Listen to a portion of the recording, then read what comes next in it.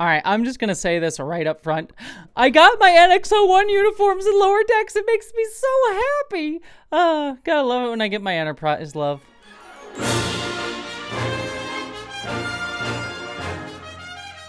Hello, interwebs. I hope you're all doing well, and welcome to my review of the latest episode of Star Trek Lower Decks. This one, Season 5, Episode 5, Starbase 80? I mean, it has a question mark and an exclamation point in the title, so I don't know how to say. Is it Starbase 80? I guess is the name of the episode. But as per usual, I will stay spoiler-free up front and get into spoilers in the back end. But staying very general. First off, 10 out of 10 episode, no notes. I got my NX-01 uniforms from Star Trek Enterprise, so I'm happy. Really, there's nothing else to say. Good night, folks. Actually, just jokes aside, I did get to see there's some characters wearing some NX-01 uniforms in this episode. I really adore that because y'all know Enterprise has its problems, probably more problems than most Star Trek shows, but I do have a soft spot for it in a lot of ways, so just always enjoy seeing that. But as the episode title pretty much lets us know, we are going to Starbase 80, the worst starbase in Starfleet. We've gotten a few hints of it in previous seasons. It's come up a lot this season, mostly to do with Freeman, and it was really cool to get an actual look at it. I mean, it's just been a butt of a lot of jokes, but I mean, if you really think about it, Starbase 80 being like this terrible starbase in Starfleet kind of goes against like the Starfleet grain, right? Of like, oh yeah, like there's just a base that that's just an awful, terrible place that everyone knows. And I like that this episode kind of recontextualizes Starbase 80 in a very, again, Star Trekian way that is very affirming, loving, and wonderful, and has its own little philosophy. Again, Lower Decks just always like taking even elements of its own lore, like Starbase 80, and making it this wonderful, beautiful, sweet thing. Just always warms my heart. I also love there's a lot of like retro callback stuff in this episode. That's a lot of fun. A lot of what I love Lower Decks for, which is like taking Star Trek stuff and making it still feel unique in a very Lower Decksian kind of way, and the sort of recontextualization of a lot of Star Trek iconography, like the NX-01 uniform for Starbase 80, is really fun. But ultimately, at the end of the day, this is a Mariner and Captain Freeman episode, and it works really well for those. I don't think this one hits the highs for me of the past two episodes, which I've really, really loved. But ultimately, I did enjoy this one, and does have a fun sort of like Star Trekian style alien of the week to deal with that I did also have a lot of fun with. But that's really about all I can say at this point without getting too deep into spoilers. So let's jump over there to talk about that. We start off the episode with our crew going on an ocean-based away mission. I love the ocean uniforms, the wetsuits that they have. And Mariner is actually not bucking against the system anymore. As she said, she's starting to be a big old nerd and actually like wanting to be a part of the fleet. It's a good arc for her character over the series, and feels like she's really coming to like that conclusion of this version of her arc, which I did really like. And I like that this episode is about her having to go back to Starbase 80 and confronting her concerns of her backsliding. Like her concern this entire episode about like, oh, Starbase 80 makes everyone weird and strange, is really her inner anxiety coming out about like her regressing and her going back to the person that she was. And also other people not really believing in her in that, to a degree. We get a little bit of that with her reactions with Freeman, but I think it's much more of an internal thing rather than an external, like, oh, people still see me this way. And I love that her coming up against Not, who I love Not. Not was just adorable, the Starbase 80 personnel that we get to mainly deal with. She was just a very cute character and just very affirming, very kind. And I love all the weird little quirks that we get to see of Starbase 80, like the upside down grab plating, the fact that it looks like the original series style of Starbase mixed with NX-01 uniforms, but it's very run down. It's been around for a while.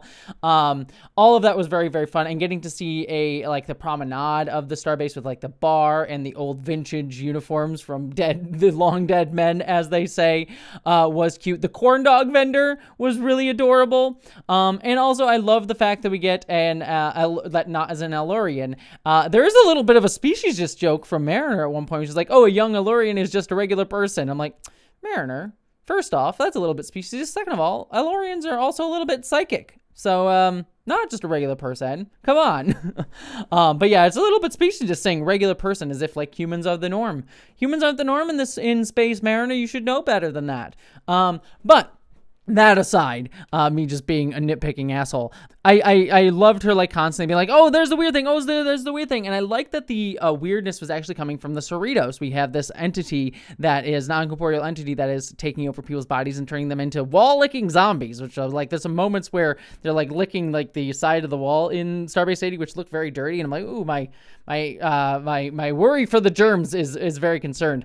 But yeah, I love the zombie look of these things. It again reminds me of that one episode of Star Trek Enterprise where we get the Vulcan zombies, like very much felt like that. So I enjoyed that as an Enterprise reference. I also love when they go over to Starbase 80, speaking of Enterprise references, they got the decontamination chamber where they had to put on the gel and Ransom's just being all up in the gel and really excited about it. Loved that. That again, Star Trek Enterprise references all over this episode just makes me very, very, very happy. We all miss the days where we got to see our characters weirdly looping each other up half naked because Star Trek Enterprise was made at a really unique time in TV history. Yeah, trying to lube it up for the youths in that show. The rest of this was, again, it was fairly standard storyline of, like, the comm badges were causing the problem. The one criticism, I did also like when they went over to the Cerritos that Billups was, like, as a zombie, was constantly turning in, turning on, and turning off. The self-destruct sequence was very funny. And I also liked that the doctor, who was just overtly British, but also, like, half the one species that like overtook Geordi in that one episode. I always liked the look of those guys, even though they were just kind of like weird neon-esque looking suits. But yeah, I loved when they went over there. The Starbase 80 crew was like had each of their own unique talents that helped them beat the entity, and that it was part of Cetacean Ops. It was always good to see our boys having fun parties down in Cetacean Ops. The one element of it that I didn't love was that it was a bit easy for the Doctor to just kick the entity and kick it out of the of our Cetacean Op boys.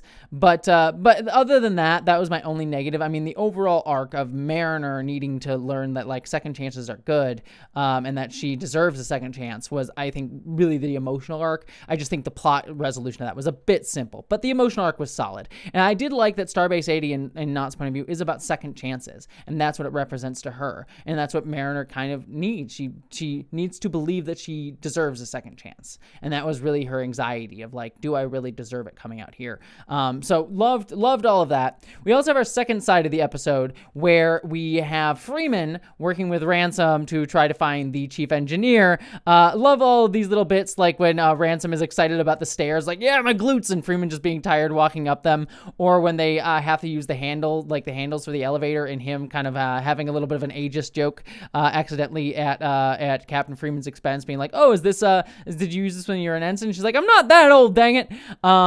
All of that's great. I also love the arcade that they go to where we get to see the Romulan and Ferengi games in the background. That was a lot of fun. And I did also really like the arc for her character as well. Like, she was concerned because she had learned that her alternate self in the other universe from episode 1 of the season had something bad, like ended up at Starbase 80, and she didn't want this place to defeat her. But as a result, she wasn't really seeing what this base needed. She was like looking at it as like this bad thing that she needed to overcome, rather than this base that she could help and these people that she could enable. And the chief engineer kind of representing that, played by, I believe, Stephen Root. It sounded like Stephen Root to me. Maybe I misheard, but it sounded like him. So that's always fun to hear him. But him sort of being like, well, we're often overlooked, so I felt like I had to trick you to get stuff done. And, Freeman sort of relating that to herself is like, yeah, the Cerritos is kind of seen that way, and I don't want to do that to you, and I've sort of been looking down on you from my position and needing to see us as partners in this, and you were just trying to get what you needed done. And so she's like, I'm not let this place get the better of me, and facing off against the bats was just again, it was a good emotional arc for her character that I had a lot of fun with. And I also love the gang of, I think it was Cretaceans, I forget exactly the species, but I know they're a reference to something that runs half the station, and like we get the reference with Knot sort of saying like, oh, I wish they would renegotiate the treaty, again kind of going to that same point of Starbase 80 is sort of overlooked by the elite of Starfleet. So again, a very, very queer sensibility to Star Trek, of like these people who are off on the side, often forgotten, and yet still uphold the joys of Starfleet and what it means to be Starfleet, even in their heart, even when Starfleet itself doesn't always live up to that, and even our main characters don't always live up to that, but learn to get there. Very Star Trekian, very queer. Love it. Love Lower Decks for that. Yeah, I think that's ultimately it. Like I said, I don't think this one hits the highs for me of the other episodes this season, but a good emotional arc, some good visual gags, some fun little Star Trek Easter eggs, especially for my Star Trek Enterprise. And yeah, just again proves why I love Lower Decks so much. So that's my thoughts on this episode of Star Trek Lower Decks. I'd love to hear your thoughts down in the comments below. But beyond all of that, my friends, live long and prosper.